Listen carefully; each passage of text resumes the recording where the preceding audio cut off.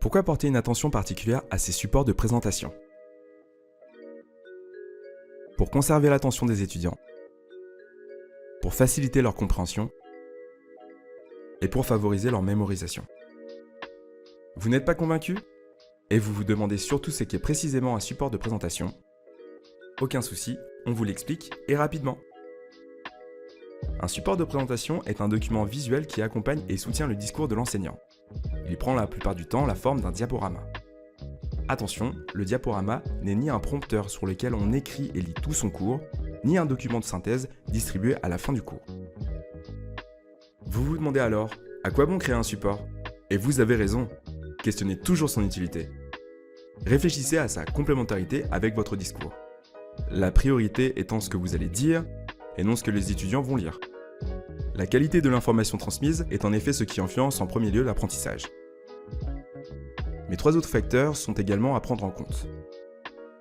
La motivation des étudiants, leur capacité à mémoriser l'information, et enfin, la façon dont l'information leur est transmise. Vous voulez en savoir plus? Savoir concrètement comment créer un support de présentation efficace? Visionnez la suite de la vidéo, un ingénieur pédagogique va vous l'expliquer.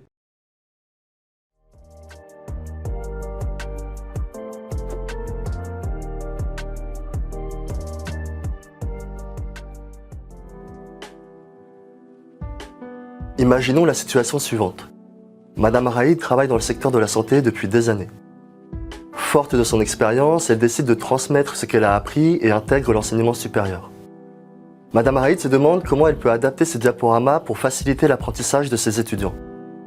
Elle les montre à ses collègues et c'est le déclic. Ils ne savent pas où regarder ni quand l'écouter. Selon eux, ces diapositives sont beaucoup trop chargées.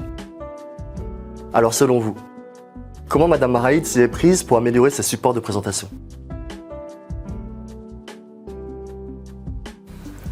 Plus vous transmettez d'informations et plus celles-ci sont complexes à traiter pour les étudiants, plus ils auront du mal à les mémoriser. La concurrence entre la compréhension et la mémorisation engendre en effet une charge cognitive importante. En cours, lorsque vous projetez un diaporama, vous diversifiez la forme des informations. En plus d'être auditives, elles deviennent visuelles, ce qui a pour effet d'augmenter la charge cognitive et, si on ne prend pas garde à respecter certaines règles, de perturber l'apprentissage. Un des enjeux est donc de sélectionner et structurer les informations que vous souhaitez faire apparaître sur votre support en fonction de votre discours. 3 cas se dégagent. Pour conserver l'attention des étudiants, vous pouvez faire ressortir les informations importantes en utilisant des flèches, des icônes et des couleurs et des tailles de police différentes. Attention toutefois à vos choix de couleurs et de police qui peuvent se révéler contre-productifs. Un conseil, préférez l'efficacité de la sobriété à l'extravagance du superflu. Pour faciliter la compréhension des étudiants, vous pouvez faire apparaître au fur et à mesure les points clés de votre discours grâce à l'animation de texte. De la même manière, essayez régulièrement de faire apparaître le plan du cours et les objectifs que vous avez fixés aux étudiants pour qu'ils puissent se repérer et savoir précisément ce qu'ils ont à faire. Enfin, ce qu'on appelle le double codage permet aux étudiants de mieux mémoriser les informations que vous leur transmettez.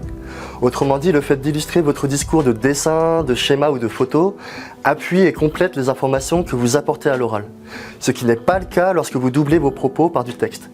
Dans le cas d'un exposé magistral, nous vous conseillons donc d'éviter de projeter de trop longs textes qui n'ont d'autre effet que de perdre les étudiants entre ce qu'ils lisent et ce que vous dites.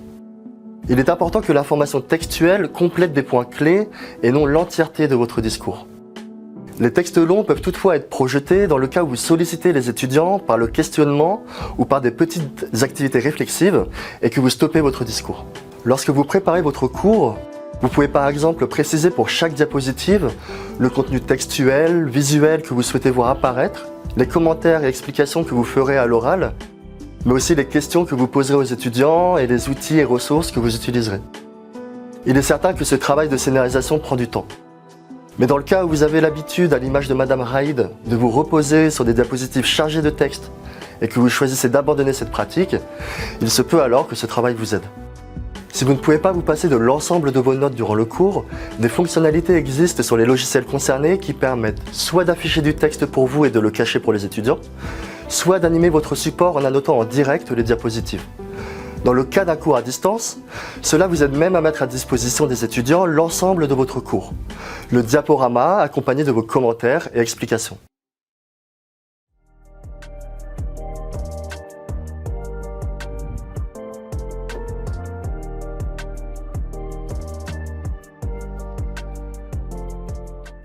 Alors pour moi, un bon support de cours, c'est d'abord une présentation attrayante, formatée en fait pour que les diapositives passent toutes pendant le temps imparti du cours et qui laisse en même temps quand même le temps d'échange avec l'intervenant, l'enseignant et les apprenants.